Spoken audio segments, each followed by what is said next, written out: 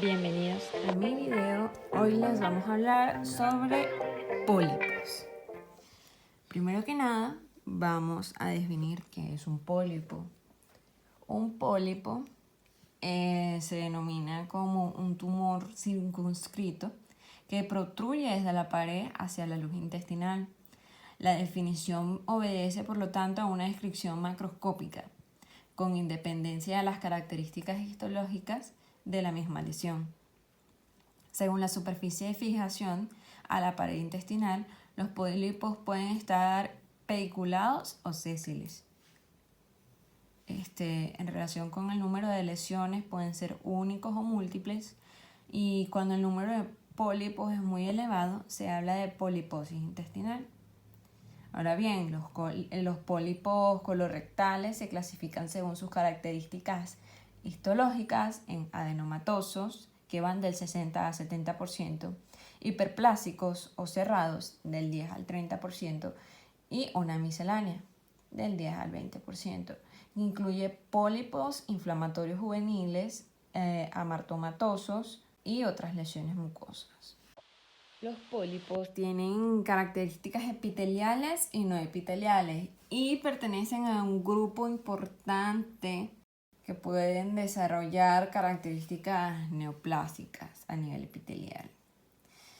El pólipo va a ser también definido como una elevación de la pared gastrointestinal hacia la luz, constituida por cualquier tipo de tejido, sea de origen mucoso, submucoso e incluso en un plano profundo. Posee características de naturaleza neoplásica, como por ejemplo un adenoma, y es reactivo, por ejemplo un pólipo inflamatorio, o congénito, como el amartoma. Los pólipos, como les dije, hay diferentes tipos, sésiles y pediculados. Estos van a variar en su tamaño de 1 milímetro a 5 centímetros, según sus características.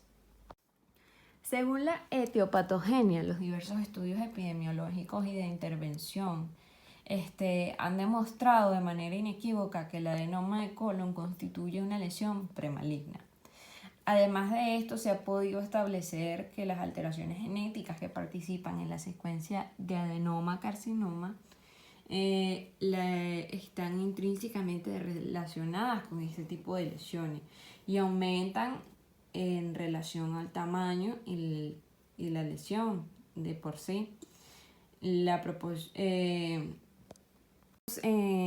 las imágenes, como son las características de los diferentes tipos de pólipos.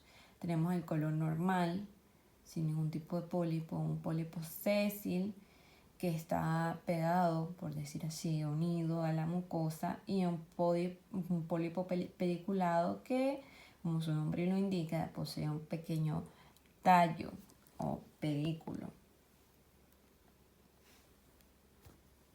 Según su histología, vamos a clasificarlos en hiperplásicos, amartomatosos y adematosos.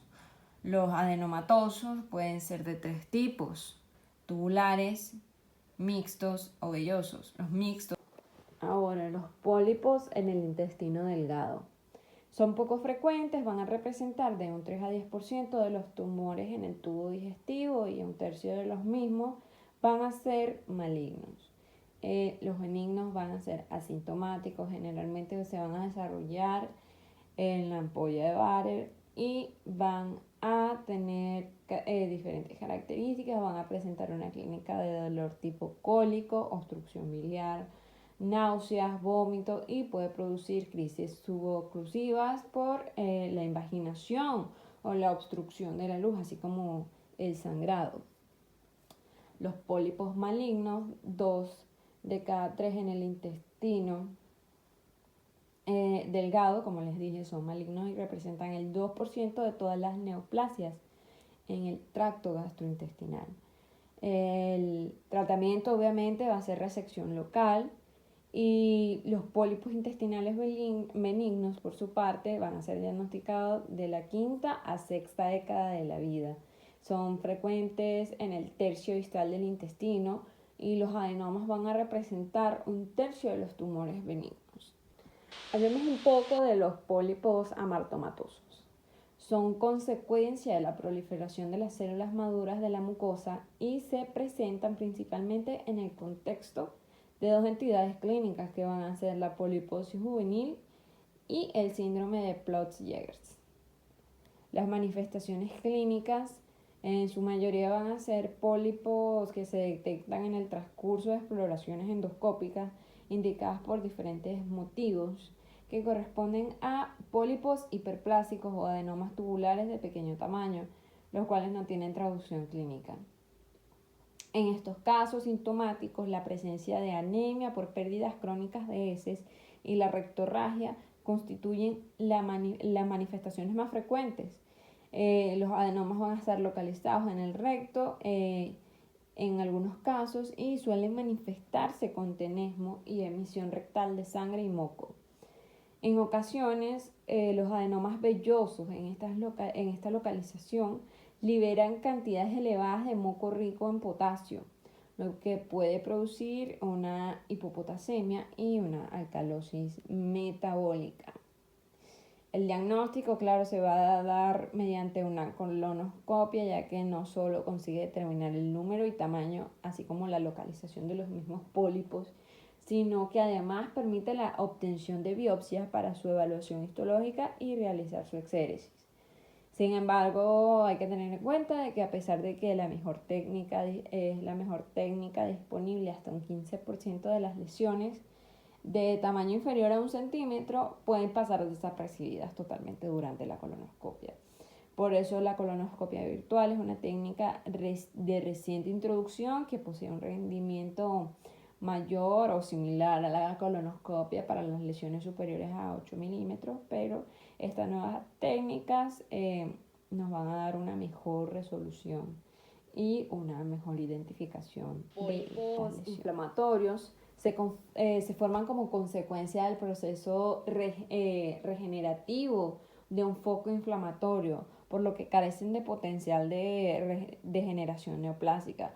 Pueden estos alcanzar un tamaño notable y se encuentran en la enfermedad inflamatoria intestinal, la esquistosomiasis crónica, así como la colitis amebiana o la disentería bacilar, entre otras patologías. Los pólipos adenomatosos o adenomas constituyen una proliferación no invasiva de células epiteliales que son del 85%, pertenecientes a adenomas tubulares y menos del 20% de componente velloso. Al 10% son tubovellosos y el 5% no vellosos, son vellosos. Más de un 80% de componente final va a ser velloso. En estas lesiones, en función de las anormalidades citológicas y las estructuras, pueden ser de bajo o alto grado en displasia. Esta última situación no es distinta a la de un carcinoma in situ. Por lo tanto, va a poseer una nula capacidad de diseminación porque los focos neoplásicos no superan a la capa muscular de la mucosa. Es importante diferenciar esta entidad del pólipo maligno, el cual se va a presentar como un adenoma con áreas de transformación de carcinomatosa que se va a extender a la capa submucosa y que en consecuencia constituye un carcinoma invasivo precoz con capacidad de diseminación. Algunos factores de riesgo que van a predisponer a esta enfermedad van a ser el alcoholismo, el tabaquismo, antecedentes de estreñimiento, así como la obesidad y una dieta que no sea balanceada. En el diagnóstico, el método diagnóstico de elección es la colonoscopía, ya que no solo consigue determinar el número, tamaño y la localización de los pólipos, sino que además permite la obtención de biopsias para su propia evaluación. Tenemos también la relación adenoma-carcinoma, que va a estar relacionada con el ambiente, la dieta y el factor hereditario que va a hacer en sí que aparezcan este tipo de lesiones. En el manejo, la resección de todos los pólipos es una medida importante ya que va a disminuir la incidencia del cáncer. Al encontrar un pólipo es un indicador ya de un riesgo y todo paciente que se le diagnostique un pólipo por un estudio de imagen él mismo debe ser resecado. Puede ser resecado con pinzas frías que van a ser para pólipos de 1 a 3 milímetros o pinzas calientes que es para pólipos de 7 a 9 milímetros. La desventaja que este procedimiento tiene es que hay posibilidad de que haya un pólipo residual en el sitio de resección.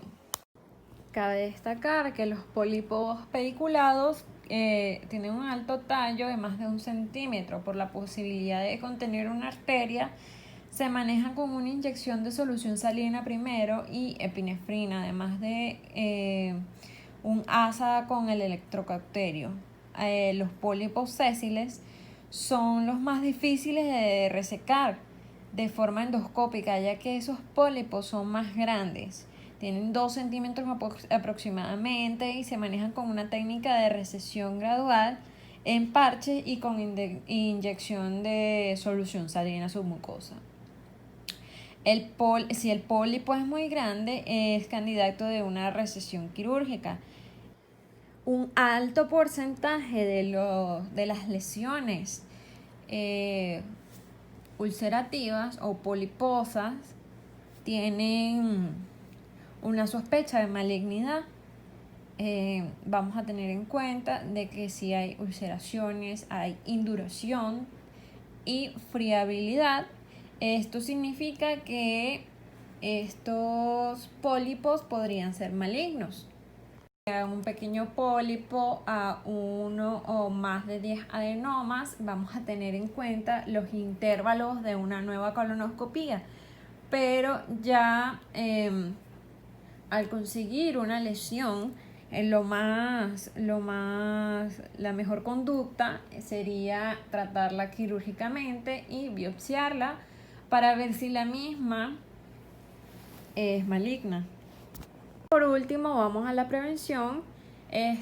Aumentar el consumo de fibras, frutas, verduras, alimentos pobres en grasa, dejar de fumar, hacer ejercicio regularmente, perder peso si se está en un índice de masa corporal no apto y evitar el consumo excesivo de alcohol. Muchas gracias.